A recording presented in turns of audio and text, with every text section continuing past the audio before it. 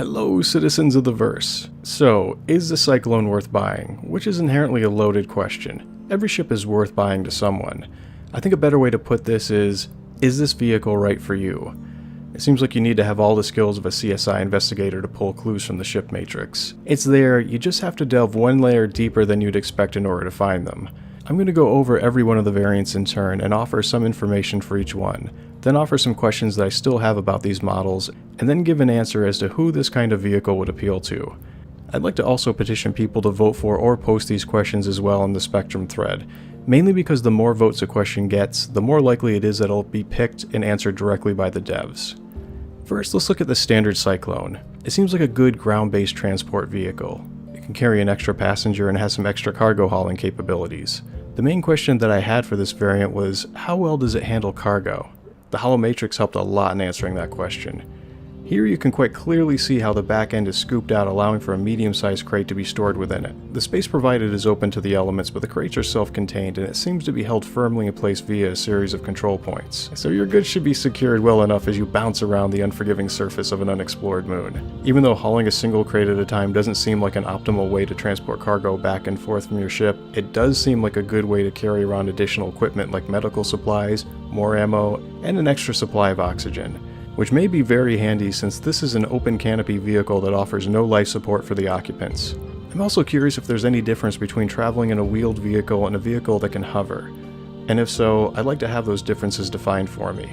Can it travel over terrain that the Nox and Dragonfly can't? Perhaps it can travel over steep inclines that would stop a Nox dead in its tracks. Also, I was wondering if there were any plans to allow the standard Cyclone to be upgraded to another variant via some kind of battlefield upgrade kit. Could I buy a radar, missile, fuel scoop, or turret package and add it on in the same way that I could swap my turret for a big box on my Hornet? So who should buy the standard version of the Cyclone? It seems that anybody who would like the Dragonfly would also like this vehicle, seeming how they have a lot of similar qualities. If it does travel differently over different forms of terrain, it could provide more explorational options and be a good addition to anyone's fleet of ground vehicles. Also, if it does become upgradable in the way that I mentioned previously, then this would be a great cheap way to get a Cyclone now with LTI, and then upgrade it to the other versions later on or even in-game for UEC instead of real money. Next is the Cyclone TR, which exchanges its cargo space for a turret. This turret gives the Cyclone some offensive capabilities and the ability to bring a third person along with you. It also comes with better protection in the form of heavier armor. The size of the turret is still undefined, but I feel that it's safe to say that it wouldn't exceed a size 1. It's already been stated that the size 1 items for vehicles like thrusters are of a different classification than they are for ships, so it could also be the case for its turrets. The Cyclone's turrets will be gimbaled, but most likely only hold one gun on it rather than the traditional 2 that a ship's turrets can handle. My only question for the TR involves the turret, and I'd like to know more about what kind of weapons they're planning on allowing to be mounted onto it. So who would this variant appeal to? These factors make it a good escort vehicle for any caravan while exploring planetside. It can carry more people than the others, so if you have a large crew of people, it's perfect for you.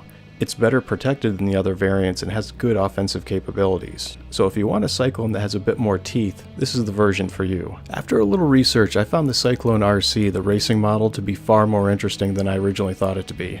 It removes a standard Cyclone storage space and replaces it with a modified fuel scoop that allows it to recharge boost fuel at an accelerated rate. If this vehicle is the newest addition to open canopy racing, obviously for planet-side tracks only, they would have to be comparable to the Nox and Dragonfly, if not superior to them under certain conditions. That puts an entirely new spin on its performance, handling, and speed. Suddenly, it just became far more appealing to me. My question is, if this is going to be a competitive open canopy racer, then how does it differ from the others? What performance change does it offer? This version of the Cyclone would appeal to any member of the racing circuit and could provide a new option for players when it comes to open canopy racing. If you're building a fleet of racing ships, you may look closely at this one and look into getting an LTI version of it while you still can before the sale ends.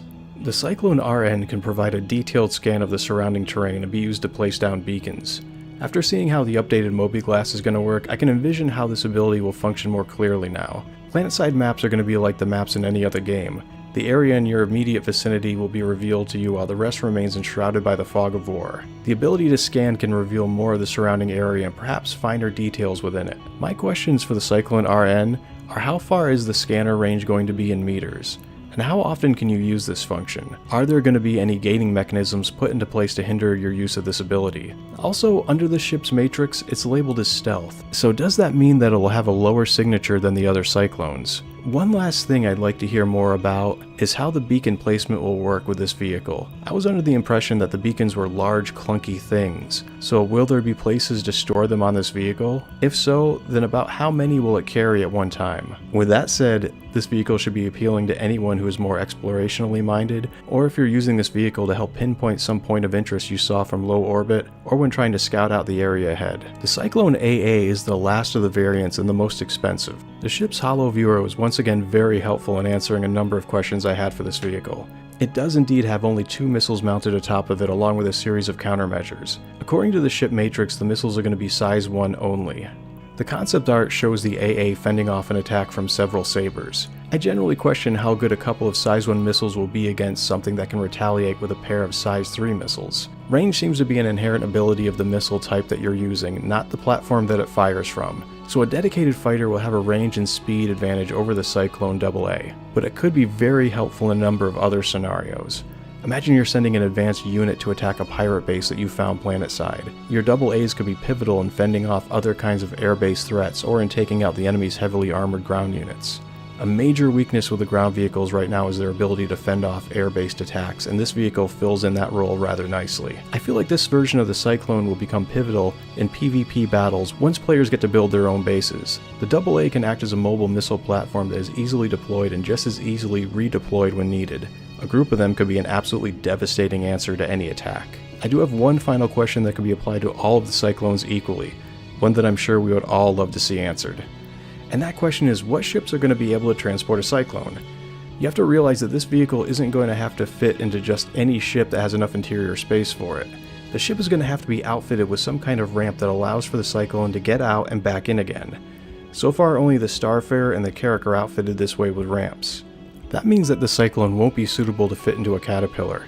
It may fit inside one and you might be able to get it out, but you're not going to be able to get it back in again. The walls extend out, not down. Maybe CIG will produce a new module for it that supports extending ramps and locking down vehicles that are larger than a Dragonfly sometime in the future. I also wonder how they're going to keep this from being a problem when trying to reclaim Dragonflies from the planet's surface. So what about the Starfarer? The Starfarer has a ramp. Well, I checked to see if I could fit a CYCLONE into a Starfarer, and the answer is no. You can tell by placing it inside something that we do know will fit into one. Well, will barely fit into one, and that's the Merlin. Its height is 2.2 meters, and it takes a skilled pilot to land one in the Starfarer's cargo bay. You have to tip the nose up when entering the bay to get the landing gear in, and that's no easy task. All of the CYCLONE's variants stand at a height of 3 meters, which is well outside the minimum allowance for it to be able to pass through the Starfarer's cargo bay entrance. It's still up in the air as to whether or not it'll fit into a Banu merchantman. The ship is still under development, so I don't think that the CIG representatives will be able to answer that one even if they wanted to. So far it looks like the CYCLONE isn't going to be able to fit into anything smaller than a Constellation. Even so, I would still love to see a list of ships that can transport this vehicle and which ones cannot. Please let me know what questions about the CYCLONE you'd like to have answered in the comments section. Oh yeah, and one last thing, for people who are still playing the drinking game, vehicle. just in case you're still sober. Alright, thank you, and have a good night.